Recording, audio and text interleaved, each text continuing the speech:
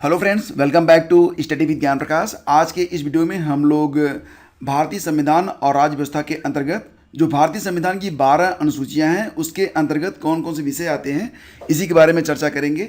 और लेखपाल भर्ती परीक्षा पीटी आरओ आरओ बीयू के लिए ये टॉपिक काफ़ी इंपॉर्टेंट है। सभी प्रतियोगी परीक्षाओं में ये जो टॉपिक होगा वो जीएस के अंतर्गत कवर किया जाता है। तो आइए स्टार्ट करते हैं, बात करते हैं पहली अनुसूची के बारे में। देखिए फ्रेंड्स, जो पहली अनुसूची है, प्रथम अनुसूची, इसमें भारतीय संघ के घटक राज्यों और संघ शासित क्षेत्रों का उल्लेख किया गया है। बेसिकली आपको यही याद रखना है कि जो भारत के घटक राज्य हैं और संघ शासित प्रदेश हैं उसके बारे में जो वर्णन मिलता है वो पहली अनुसूची में मिलता है।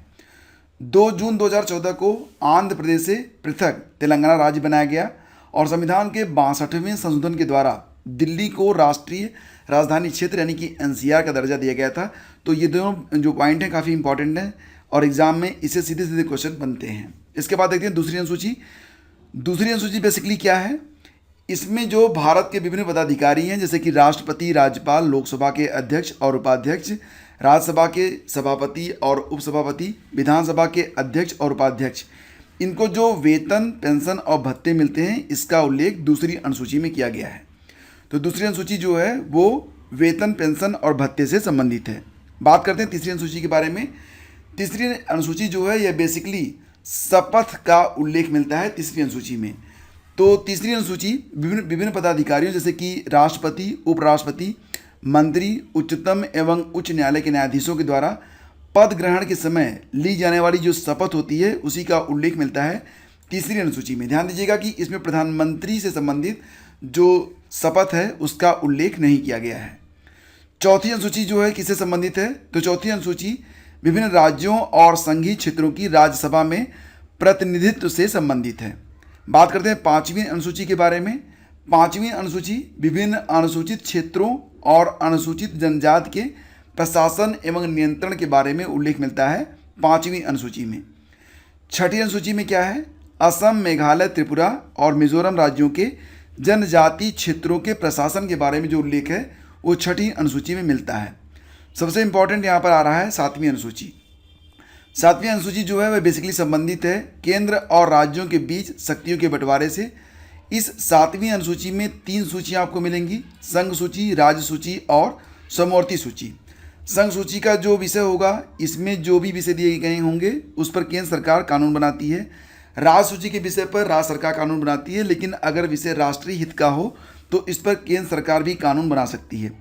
समवर्ती सूची पर राज्य और केंद्र सरकारें, दोनों सरकारें यहाँ पर कानून बना सकती हैं, लेकिन कानून के विषय अगर समान हैं तब केंद्र सरकार के द्वारा जो कानून बनाया जाएगा वही मान्य होगा।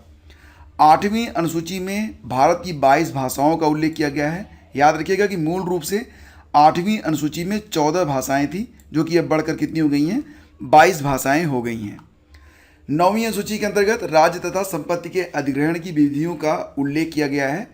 तो राज्य के द्वारा जो संपत्ति का अधिग्रहण होता है, जैसे कि मान लेते हैं कि कोई एयरपोर्ट बनना है, सड़क बनना है, तो संपत्ति के अधिग्रहण की विधियों का उल्लेख किया गया है। याद रखिएगा कि नौवीं अनुसूची में सम्मिलित विषयों को न्यायालय में चुनौती भी नहीं दी जा सकती। और संविधान में नौवीं अनुसूची जो थी ये प्रथम संविधान संशोधन अधिनियम 1951 के द्वारा जोड़ी गई थी। बात करते हैं 10वीं अनुसूची के बारे में। तो दल बदल से संबंधित है 10वीं अनुसूची और ये कब जोड़ी गई थी, 52वें संविधान संशोधन 1985 के द्वारा। फिर देखिए 11वीं अनुसूची है, इसमें पंचायती राज व्यवस्थाओं को कार्य करने के विषय का उल्लेख किया गया है।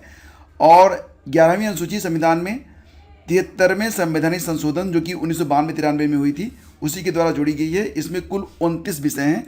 विषयों की संख्या याद रखना, कई बार इसमें से विषयों के बारे में भी प्रश्न बनते हैं। बात करते हैं 12वीं और अंतिम अनुसूची के बारे में। तो 12वीं अनुसूची को 1992 के 74वें संशोधन अधिनियम के द्वारा जोड़ा गया था। ये कब जोड़ा गया था, 1992 के 74वें संशोधन अधिनियम के द्वारा। तो 1992 में ही 73वां और 74वां संवैधानिक संशोधन किया गया था। भारतीय संविधान की 12वीं अनुसूची में नगरपालिकाओं की शक्तियां, अधिकार और जिम्मेदारियां शामिल हैं।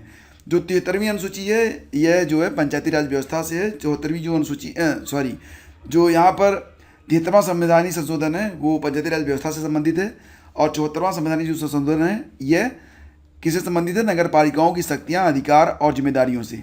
इस अधिनियम ने भारत में नगरपालिकाओं को संवैधानिक दर्जा दिया और इस अनुसूची में कुल कितने विषय हैं? 18 विषय हैं। ठीक है। पंचायती राज संस्थाओं वाली अनुसूची में कितने विषय हैं? 29 विषय हैं, जो कि 12वीं अनुसूची में जो है 18 विषय हैं। ये आपको याद रखना है। तो ये 12 जो अनुसूचियाँ हैं, इससे संबंधित क्वेश्चन जो बनेंगे एग्जाम में, तो यहीं से बनेंगे, इससे बाहर तो और कुछ पूछा नहीं जाता है। अगर वीडियो पसंद आया तो लाइक और शेयर कर दीजिएगा।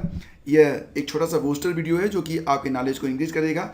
ऐसी वीडियोज़ के लिए चैनल को फॉलो कर लीजिएगा और वीडियो को लाइक और शेयर करना बिल्कुल भी मत भूलिएगा। Thank you so much.